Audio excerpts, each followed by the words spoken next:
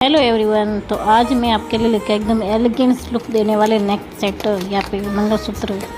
ये देखो, ये सबसे फर्स्ट जो मंगलसूत्र मैंने मंगाया है, डेली यूज़ में पहन सकते हैं इसको, ये ख़राब नहीं होने वाला बिल्कुल भी। और सेकंड मैंने मंगाया ये गले में पहनने के लिए या फिर साड़ी सूट किसी पे भी आप पहन सकते हैं इसको। ये बहुत ही अच्छा लुक देगा आपको। इसमें आपको और भी कलर्स मिल जाएंगे। और थर्ड मैंने ये मंगाया एक ब्लैक कलर, इसमें आपको ग्रीन कलर रेड कलर में भी मिल जाएगा। इसके साथ में आपको टॉप्स मिल जाएंगे जो कि बहुत ही ब्यूटीफुल दिखने वाला है। ये आप वेस्टर्न ड्रेस पे भी पहन सकते हैं, बहुत अच्छा लुक क्रिएट करेगा। और फोर्थ मैंने मंगाया ये इयररिंग्स जो कि बहुत ही लाइट वेट है, और ये आपको 2 कलर में अवेलेबल मिल जाएगा, 2 सेट कॉम्बो मिलेगा। और फोर्थ मैंने मंगाया भाभी, देखो ये कितना अच्छा लुक देगा आपको। ये एकदम रजवाड़ी लुक, रॉयल लुक देगा आपको। ये माला पहनेंगे जब आप इसको, बहुत ही अच्छा है।